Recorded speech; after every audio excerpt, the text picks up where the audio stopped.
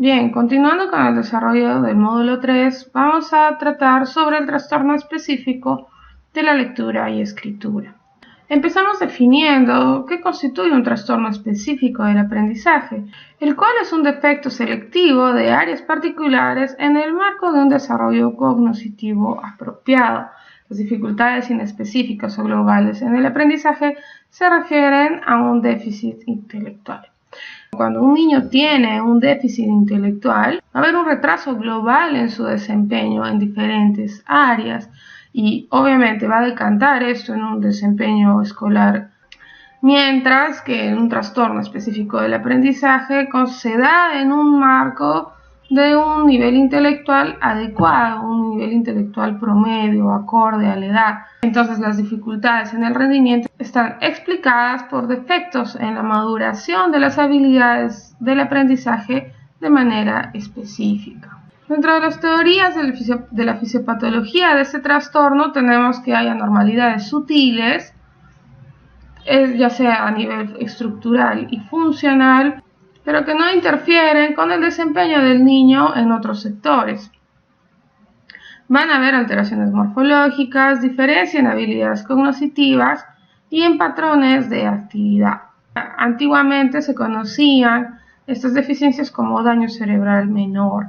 ¿Por qué? Porque a diferencia de una parálisis cerebral, las manifestaciones se presentan en un niño que es aparentemente normal. Se han descrito diversos grupos de las dificultades específicas del aprendizaje, agrupándolas principalmente en los trastornos del aprendizaje que son defectos funcionales de maduración de las habilidades cognitivas, mientras que el síndrome neuropsicológico del aprendizaje es la consecuencia de una patología estructural que es adquirida, es decir, que puede ser secundario a un accidente cerebrovascular o un traumatismo encefalocraniano en un niño cuyo desarrollo estaba previsto a ser normal, mientras que el trastorno del aprendizaje son defectos que son acumulativos y están implicados en la maduración de manera evolutiva. La prevalencia de estos principales trastornos del aprendizaje van oscilando, donde la dislexia, que generalmente se presenta asociada a trastornos de la escritura, porque hemos visto que las vías de la adquisición de estas van íntimamente relacionadas, se presentan en un 5 a 10% de los niños en edad escolar, mientras que la discalculia en un 4 a 6%. Y el trastorno del aprendizaje no verbal, es decir, los trastornos no específicos o trastornos del desarrollo que se dan en la etapa preescolar, no han sido todavía valorados adecuadamente porque abarca una serie de procesos y de alteraciones que no constituyen de manera aislada un diagnóstico en sí, sino que suelen formar partes dentro del gran espectro de los trastornos mixtos del desarrollo. Y el TDAH, que se suele presentar entre un 4 a 10%, ¿no? La bibliografía también suele señalar entre un 3 a 6, que va variando, pero estos problemas atencionales también pueden estar presentes en un niño con dificultad en el rendimiento escolar. Pero acá, recordemos, estamos hablando de los trastornos específicos del aprendizaje que atañen netamente a la lectoescritura y al cálculo. En la fisiopatología se ha postulado que hay defectos en la migración neuronal, asimetría con disminución en los planos temporal del lado izquierdo y parietal principalmente del lado derecho, lo que condiciona, como hemos visto, alteraciones tanto en el procesamiento del lenguaje como en la organización temporoespacial, que son vitales para el manejo de la información. Patrones anormales de activación cerebral, menor activación talámica y la rodilla del cuerpo calloso. Vimos la importancia del tálamo en el proceso perceptivo como estación de integración de los inputs sensoriales y el cuerpo calloso para integrar y manipular la información de ambos hemisferios. En la tomografía por emisión de positrones no va a haber activación temporoparietal durante el reconocimiento fonológico y es anormal la activación cortical en el hemisferio izquierdo durante las tareas de memoria verbal, percepción auditiva y deletreo de palabras. Recordamos una vez más que las dimensiones en el aprendizaje son la lectura, la escritura y el cálculo. Ahora vamos a empezar desarrollando el trastorno específico en la lectura, o conocida como dislexia. Esta dislexia puede ser adquirida o evolutiva. La adquirida engloba sujetos que habiendo logrado un nivel lector adecuado, lo pierden en diferente grado por alguna consecuencia de lesión cerebral.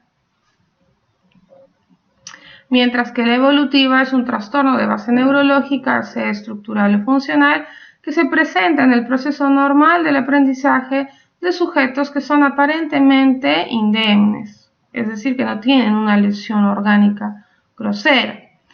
Entonces, la adquirida es alguien que aprendió a leer, pero de pronto dejó de hacerlo como consecuencia de alguna lesión estructural, mientras que la evolutiva es alguien que no logra adquirir adecuadamente la lectura de manera funcional. La dislexia evolutiva, que es la que vamos a desarrollar desde el enfoque del trastorno específico del aprendizaje como tal, porque involucra el desarrollo, puede ser fonológica, donde los niños son capaces de leer palabras familiares porque utilizan como manera de compensación la ruta directa que necesita el léxico ortográfico, pero son incapaces de leer palabras poco familiares o pseudopalabras. Entonces, por ejemplo, se produce la lexicalización, donde lee colegio se presentan errores morfológicos o derivativos, mantienen la raíz pero cambian el sufijo de la palabra. Por ejemplo, dicen andaba en vez de andar. Puede ser superficial o visoespacial porque no utiliza la vía directa.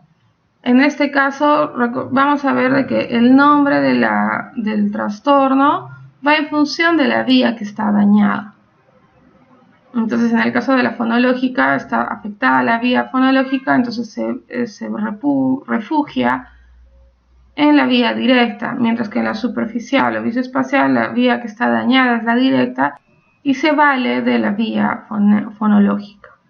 Entonces así el reconocimiento de las palabras lo hace a través de la asignación de un valor fonemático a los grafemas. Entonces trata de leer como se escucha, dando lugar a una lectura lenta, titubeante, carente de fluidez. Y cuando logra decir la palabra, recién accede a su significado. O sea, cuando la mira no significa nada, pero cuando la lee en voz alta, recurriendo a los fonemas, a través de la reconversión grafema-fonema, puede recién acceder a su significado y a una representación mental. Entonces, esto puede dar lugar a confusión de homófonos, vaca por vaca, ¿no? O puede ser muy frecuentes los errores de omisión, adición o sustitución de letras, porque confunde los componentes grafémicos. Y una dislexia mixta es cuando ambas estrategias de acceso al léxico están alteradas. Acá se va a tener una extrema dificultad para adquirir la lectura, incluso de manera mecánica. Además de la codificación propiamente dicha, vamos a tener también problemas en la comprensión lectora, donde el déficit puede ser a nivel estratégico, ya sea porque haya dificultad en la capacidad de evaluar la comprensión o introducir estrategias correctivas. Puede haber una falta en la habilidad específica para usar el conocimiento previo a la hora de procesar contenidos de los textos. Entonces, cuando se van acumulando dificultades en la comprensión semántica, conforme aumenta la complejidad de los textos, voy a tener mayor dificultad de relacionar la información. Y también dificultad para procesar los textos como un conjunto organizado. Entonces, mucho más aún para poder emitir un juicio o un análisis. Desarrollando un poco más, vamos a tener una dificultad para formar una representación global del significado del texto. Se puede dar por una estrategia del copy-delete, donde yo elimino información accesoria y copio literalmente el resto. No se puede elaborar un esquema o un mapa conceptual global del texto, ni seleccionar el apropiado entre varias opciones.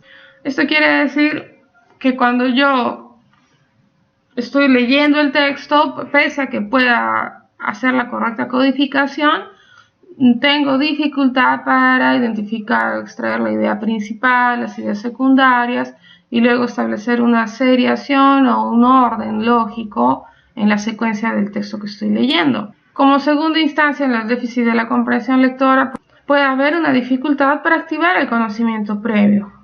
Es decir, que no se activa, hay un déficit en la disponibilidad o accesibilidad al conocimiento, entonces la estrategia de lectura es la copia. Lo que hacen es leer para retener literalmente la información, se da un enfoque superficial, pero no para elaborar el significado global del texto, ¿no? O sea, un enfoque más profundo, porque hay una dificultad para poder construir el aprendizaje. Y así la dificultad para gestionar la información se da cuando se enfrenta a un texto del mismo modo con independencia de cuál sea la finalidad de la actividad.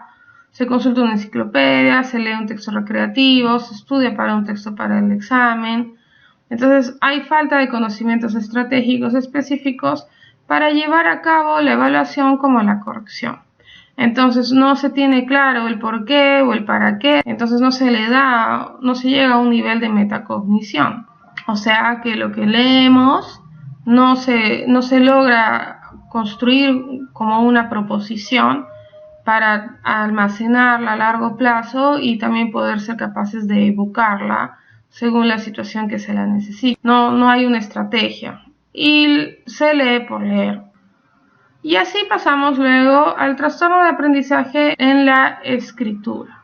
Esta puede ser de tipo adquirido o evolutivo, pudiendo ser la evolutiva de tipo disortográfico o grafomotor. Los trastornos específicos adquiridos vemos nuevamente que son personas que, habiendo aprendido a escribir adecuadamente, después pierden esta habilidad como consecuencia de algún accidente o lesión, mientras que la evolutiva se presenta a lo largo de la vida y comprometen la adquisición de la escritura. Hablamos de disortografía cuando se compromete el aprendizaje y la automatización de los procesos responsables de la representación ortográfica apropiada para cada palabra. Mientras que hablamos de trastorno grafomotor cuando no hay dominio en el trazado de las letras, las habilidades motrices para realizar los trazos están deficientes. Entonces acá podemos ver un consolidado de la clasificación de las múltiples disgrafias, según su origen. Elaborando, dentro de la disortografía evolutiva de tipo fonológica, la dificultad yace en transformar una palabra hablada en una palabra escrita. Entonces hay problemas al escribir palabras que no se encuentren en el propio léxico ortográfico. Entonces la escritura se hace ininteligible. Por ejemplo, el sol salía por el horizonte. Eso es lo que se escribe en vez de decir el sol salió por el horizonte. Justamente porque no hay posibilidad de hacer la reconversión fonema-grafema. Mientras que la disortografía evolutiva de tipo superficial constituye la inhabilidad para escribir palabras por la vía léxica o ortográfica. Una vez más menciono que el tipo de trastorno lleva el nombre de la vía que está afectada. Entonces la disortografía superficial tiene el déficit en la vía léxica ortográfica. Entonces hay ausencia de representaciones ortográficas adecuadas en la memoria a largo plazo y los textos fonéticamente correctos pero ortográficamente inapropiados. O sea, escribe como escucha, tal cual. El humo de la hoguera llegó hasta lo más alto y lo vieron todos. Suena bien, pero está mal escrito, porque no hay un léxico visual. Y una disortografía evolutiva mixta, también denominada profunda, si llega a ser grave, habrá imposibilidad total para escribir. Y dentro de las disgrafias evolutivas de tipo grafomotor, vamos a tener las dificultades gráficas, que se ciñen netamente a la dificultad para el trazado de letras. Y esto va a depender de tres factores: el tipo de la letra, los distintos trazos que compongan cada letra y el formato de la escritura manuscrita. Para evitarlo se debe tener un formato de escritura establecido y una secuencia concreta del aprendizaje. Mientras que las dificultades motrices se deben específicamente a la tensión o distensión segmentaria del brazo o dedo, o sea, la dificultad práctica, netamente. Entonces la aprehensión del útil de escritorio se debería dar en forma de pinza, pero en este caso, dependiendo de la edad, hay un desfase. Además, debe haber una presión voluntaria adecuada del útil de escritorio contra el papel, sin ser este trazo demasiado fuerte o muy débil. La direccionalidad y el sentido del giro en la escritura también debe ser funcional, como lo que es el sinistro giro, que es el ir hacia la derecha y luego volver a la izquierda, como lo que se necesita para hacer una C, o una D, o una B. Ese movimiento también es necesario. Así también, aparte, más allá de la codificación adecuada de los textos de la palabra hablada hacia la escrita, pueden haber también dificultad para la composición de textos, donde predomina una composición de tipo asociativo, una escasa planificación de ideas, cuando se presta atención a aspectos superficiales y se tiene más en cuenta la palabra individual que la oración o el párrafo, es decir, no hay una adecuada sintaxis, o una ausencia casi completa de modificaciones del texto producido relacionado con falta de conciencia de los propios errores. O sea, formas deficientes de redactar textos y de no expresar las ideas principales, o una dificultad para también transmitir los pensamientos. Si escribimos como hablamos, se obtiene un texto que tiene ideas desorganizadas, incoherentes, que pueden denotar pobre léxico o una simplicidad estructural, independientemente de que haya o no una buena ortografía. Muy bien, eso sería todo por este video. Nos vemos en el siguiente.